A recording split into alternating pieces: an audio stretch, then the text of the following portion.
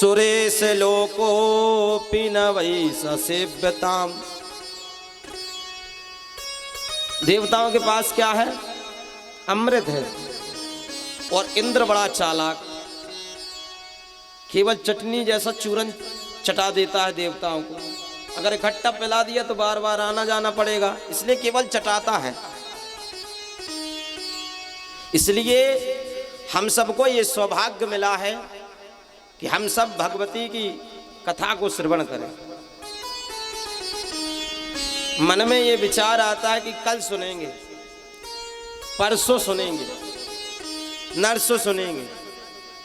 कई लोग कहते हैं गुरु जी इस यज्ञ में तो नहीं बैठ पाएंगे, लेकिन बैसाख में बैठ जाएंगे, जेठ में बैठ जाएंगे।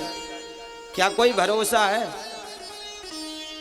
पता चले इस यज्ञ में नहीं बैठे, हो भगवान की ऐसी कृपा कि शरीर छोड़ना पड़े। और जब भगवान के सामने हम सब खड़े हों तो भगवान ने कहा कि क्यों भाई, क्या किए हो, जन्म दिए थे? तुमने कहा कि भगवान वो तो बैसाख का सोचा था हमने। भगवान ने कहा बैसाख से पहले आ गए। अरे सिद्धेश्वर दिव्य कृपा धाम लोहारी वालों ने तो एक मौका दिया था तुमको कि 9 दिन भगवती की आराधना कर लो, 9 दिन अनुष्ठान में बैठ लो, 9 दिन यज्ञ कर लो। लेकिन वो अवसर हमें ठीक नहीं लगा। तो मरने के बाद हम भगवान के सामने ताल ठोक करके खड़े हो सके, इतना तो पुण्य हमारे जीवन में हो। एक क्षण का भरोसा भी नहीं। इसलिए शुभ काम जितने जल्दी हो सके कर लेना चाहिए, और गलत काम हो उसको हटा देना चाहिए, कुछ दिन के लिए टार देना चाहिए।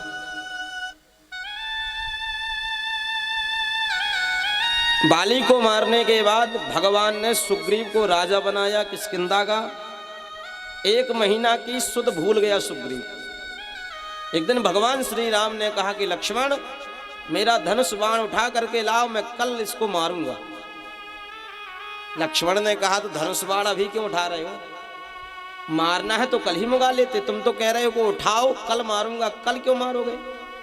अरे मारना है तो आज मार दो। भगवान ने कहा कि ये शिक्षा है, अच्छा काम तुरंत कर डालो और बुरे काम को छोड़ दो कुछ दिन के लिए, कि बाद में करेंगे। हो सके तो हमारी बुद्धि परिवर्तित हो जाए।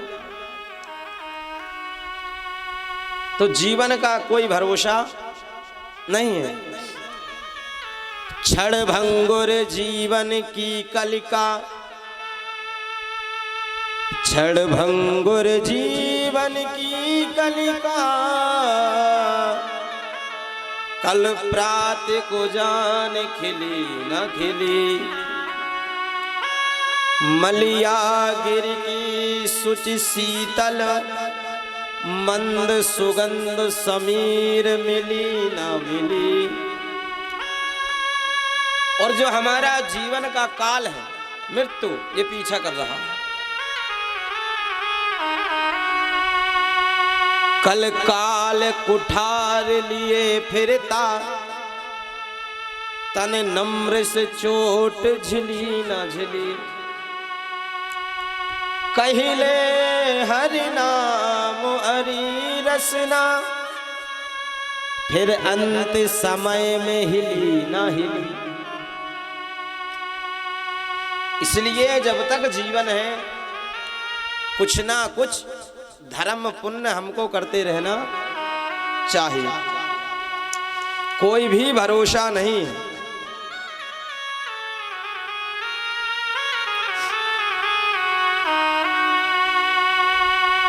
तो आज से हम सब लोग 9 दिन की कथा श्रवण करने के लिए जा रहे हैं।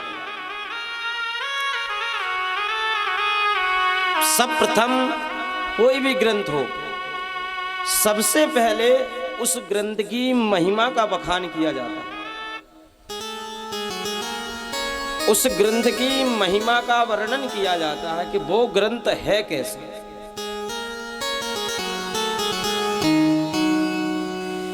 क्योंकि हम सब व्रत माई का करते हैं,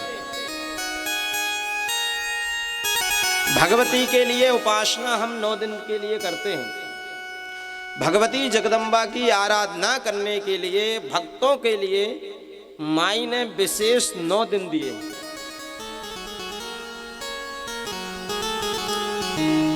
9 महीना अपने माई के गर्भ में हम सब रहते हैं और जन्म लेने के बाद हम सब भूल जाते हैं। तो भगवती ने कहा कि जो 9 महीने तक तुमने हमसे प्रार्थना की उसके लिए हम 9 दिन देते हैं कि 9 महीने में जो याद किए थे, जो बाहर आकर के भूल गए हो, अब 9 दिन में उसको याद कर लो। हम सब व्रत रहते हैं, व्रत माई का करते हैं, माई ताकि हम लोगों पर प्रसन्न हो। माई की विशेषता क्या है जिसके लिए हम लोग व्रत रहते हैं? तो माई क्या करती है, माई कैसी है, माई कहाँ रहती है, माई का स्वरूप क्या है, माई की लीला क्या है, माई के कथा का सार क्या है, माई के विषय में संपूर्ण जानकारी कोई ग्रंथ देता है तो वो है श्रीमद् देवी महापुराण। तो भगवती की विशेषता को हम जानने के लिए यहां पर विराजमान है। श्रीमद् देवी महापुराण अद्भुत ग्रंथ है। ये ग्रंथ स्वयं भगवती भुवनेश्वरी का स्वरूप है। इसके पन्ने पन्ने पर भगवती विराजमान है, श्लोक पर भगवती विराजमान है, अर्थ पर भगवती विराजमान है। ये पूरा श्रीमद् देवी महापुराण स्वयं भगवती भुवनेश्वरी का वांगमय विग्रह है।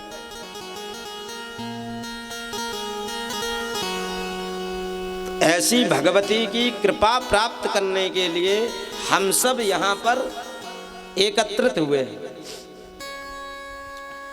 अब अपने मन में ये नहीं सोचना है कि हम कथा में जनता कम है,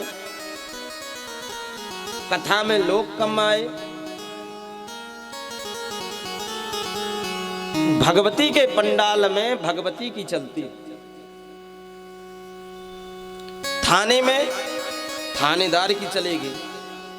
तो ये जो पंडाल है ये क्या है? 9 दिन का सर्विस सेंटर।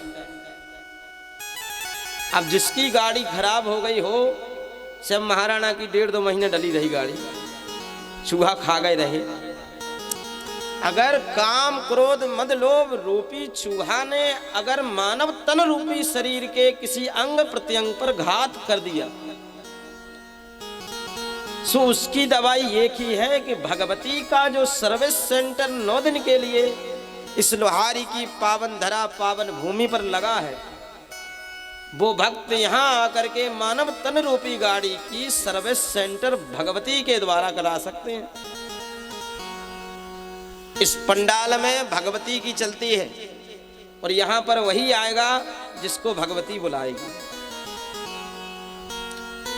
भगवती के चरणों में वही पहुंच पाएगा जिस पर भगवती का अनुग्रह होगा। यहाँ वही आएगा जिसके ऊपर भगवती का वर हस्त होगा। इरादे बनते हैं, टूट जाते हैं, इरादे बनते हैं, टूट जाते हैं। श्रीमद् देवी महापुराण की कथा में वही आते हैं जिसे भगवती बुलाती।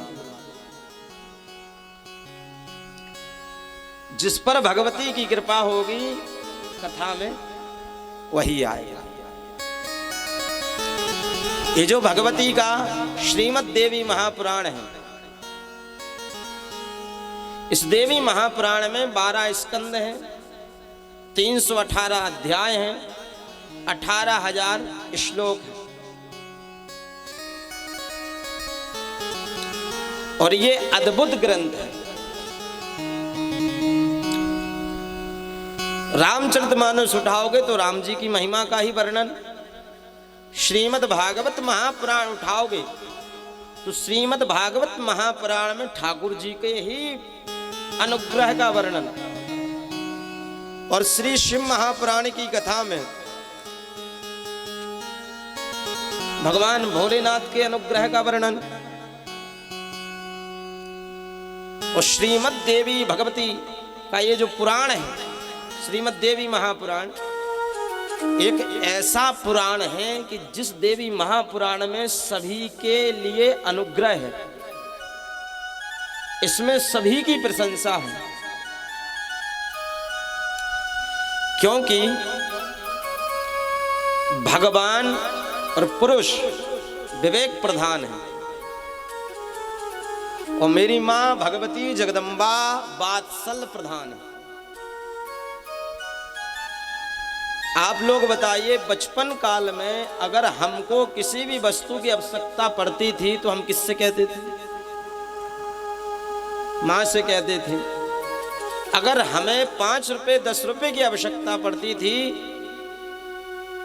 तो हम जब अपनी मां के पास जाएं तो मां के छोड़ में अगर वो 5 रुपया भी पड़ा है, बना है, तो मां कभी ये नहीं सोचती कि मैं किस लिए रखी थी, पुत्र ने मांगा और मां ने तुरंत दे दिया। लेकिन अगर हम वही वस्तु पिता से मांगे तो पिता विवेक प्रधान है, वो पूछेगा क्यों चाहिए, किस लिए चाहिए, क्या कारण है, किसको देना है। तो पिता देने से पूर्व कई बातें पूछेगा। लेकिन ये मेरी माँ है, ये भगवती जगदम्बा है कि जिसने जो कुछ मांगा भगवती ने उसकी झोली भर दी।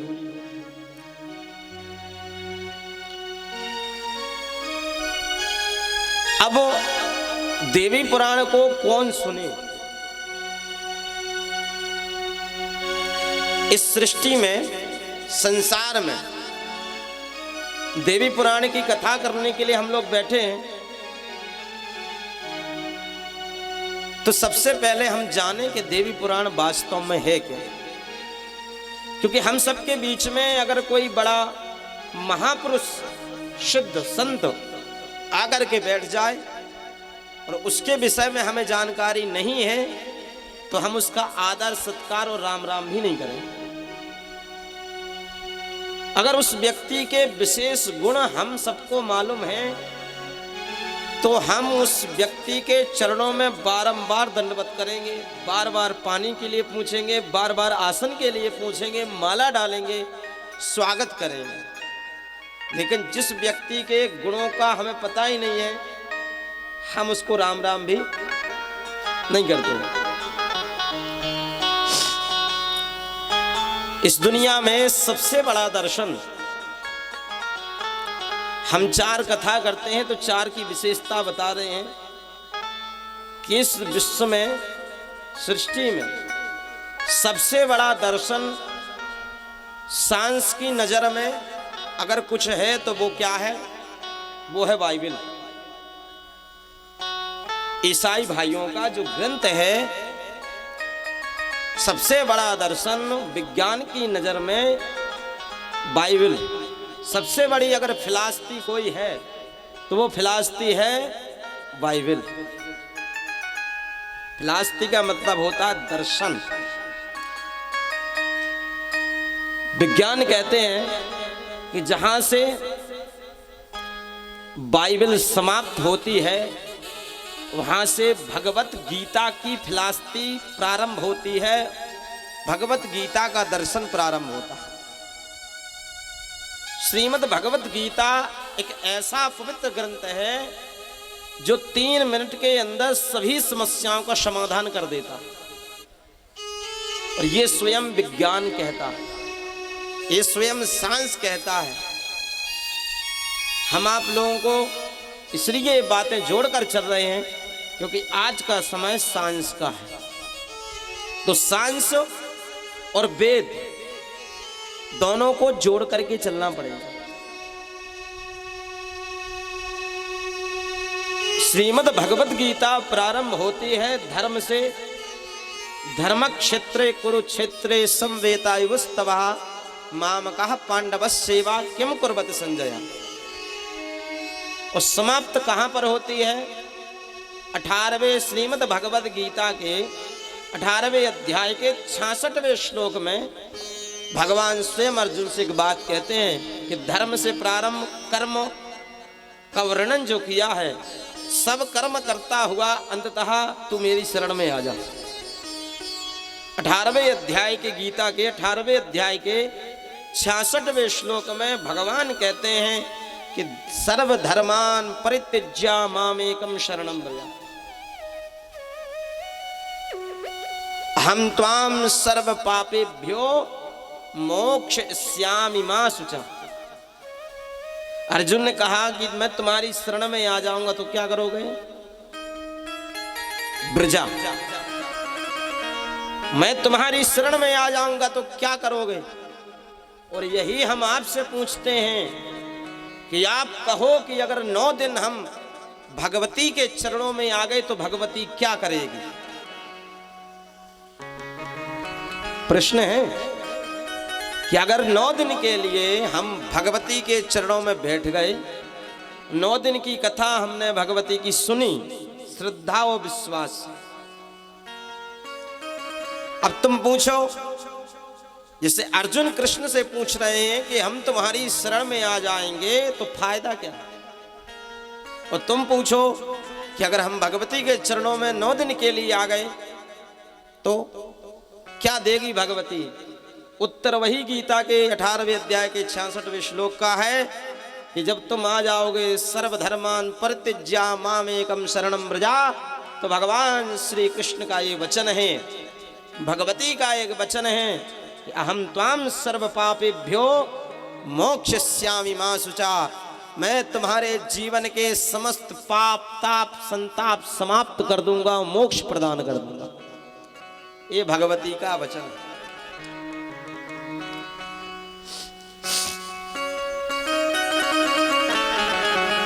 तो साइंस कहता है कि जहां से बाइबल की फिलॉसफी समाप्त होती है वहां से भगवत गीता की फिलॉसफी प्रारंभ होती है।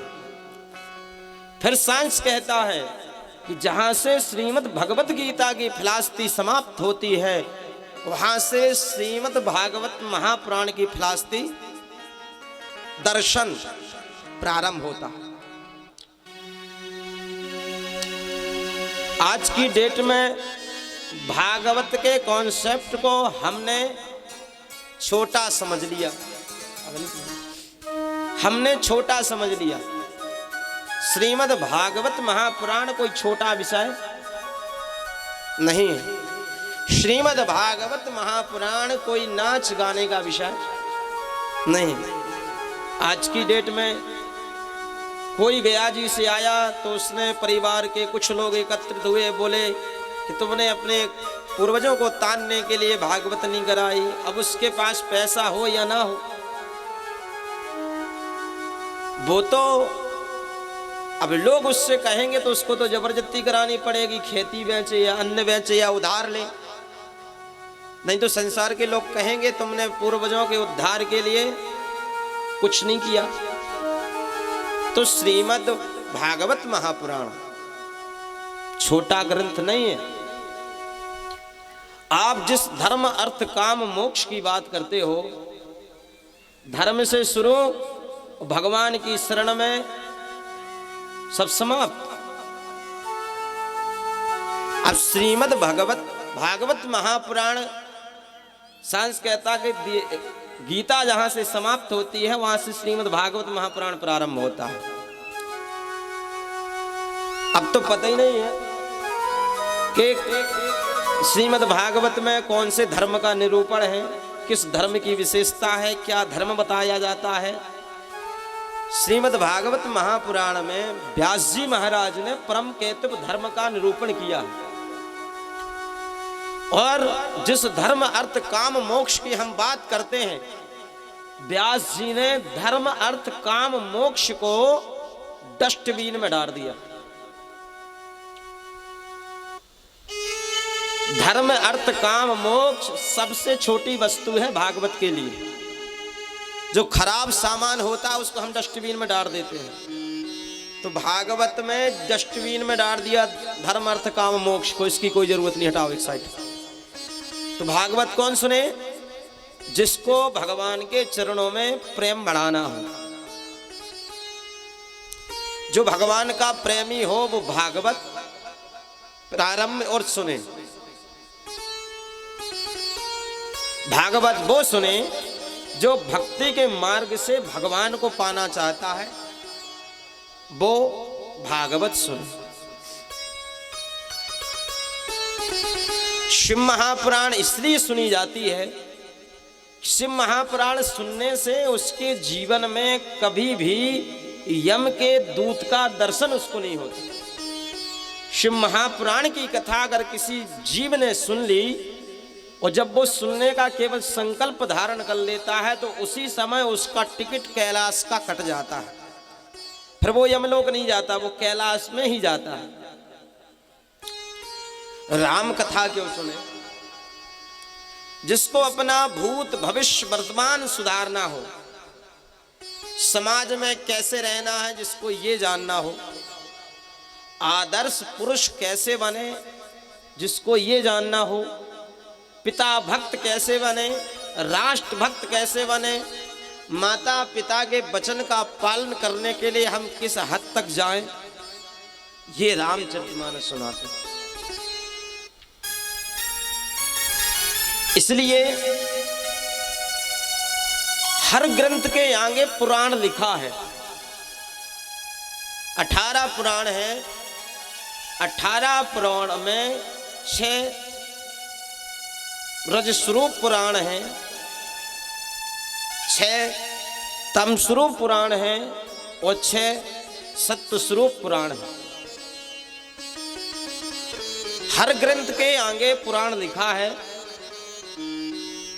हर डॉक्टर के आगे डॉक्टर लिखा, हर डॉक्टर के आगे एक डॉक्टर लिखा है, लिखा होता है डॉक्टर, और हर पुराण के आगे पुराण लिखा है। अब मालूम ये हमें करना है कि कौन सा डॉक्टर पेट वाला है या कौन सा डॉक्टर दिमाग वाला है या कौन सा डॉक्टर सर्जरी करने वाला है। इसलिए हमने 4 कथा करते हैं, 3 कथा की विशेषता आपको बताई। अब देवी महापुराण की विशेषता क्या है? देवी महापुराण की विशेषता सर्वप्रथम ये है कि भगवती जगदम्बा महामाई भुवनेश्वरी सर्वप्रथम पुत्र की बात करती है। सर्वप्रथम देवी पुराण पुत्र की बात करता है। किसकी? क्योंकि एक मां ही दूसरी स्त्री का कष्ट समझ सकती है। बांझ क्या जाने प्रसव की पीड़ा, जो कभी मां ना बनी हो वो दूसरी की पीड़ा कैसे जान सकती है? एक मां ही बता सकती है कि संतान प्राप्ति के समय पर कितना कष्ट मां को होता है, और ये जगदम्बा महामाई है, मां ही समझती है, मां ही जानती है कि पुत्र का प्रेम क्या है। इसलिए मेरी मां ये जगदम्बा भुवनेश्वरी सर्वप्रथम तो पुत्र की बात करती है, वंश की बात करती है। ये पहला एक ऐसा ग्रंथ है देवी महापुराण जिस देवी पुराण में पहले पुत्र की बात की। और ज्यादातर पुराणों में ये बात नहीं होती है, लेकिन मां पुत्र की बात करती है। अब जैसे ये लोग बैठे, आपके जीवन में खूब ठेला भर भर पैसा हो, ठेला भर भर सोना हो, ठेला भर भर चांदी हो, बहुत बड़ा महल 5 एकड़ में महल बना हो, खूब तुम BMW गाड़ी में, थार गाड़ी में घूम रही हो, अगर तुम्हारे पास कोई पुत्र नहीं है तो बताओ क्या ये संपत्ति तुम्हारे काम की है क्या? अगर पुत्र नहीं है तो ये सोना चांदी घर गृहस्थी उस मां के लिए कुछ भी नहीं है। अगर ये कुछ भी ना हो और पुत्र हो तो मां के लिए सब कुछ। इसलिए भगवती भुवनेश्वरी, अभी हम मां का नामांकन नहीं कर रहे, क्योंकि अभी मां आदि शक्ति का स्वरूप है। माँ जैसे जैसे लीला करेगी, जैसे जैसे अवतार लेगी, जैसी जैसी माँ की कथा, जैसे जैसे चरित्र, वैसे वैसे माँ का नामांकरण होता जाएगा। अभी हम केवल दो ही नाम से माँ को पुकारेंगे, आदि शक्ति और भुवनेश्वरी। माँ का प्रथम नाम आदि शक्ति और दूसरा भुवनेश्वरी। हम सब हर एक कथा में देखते हैं कि कथा प्रारंभ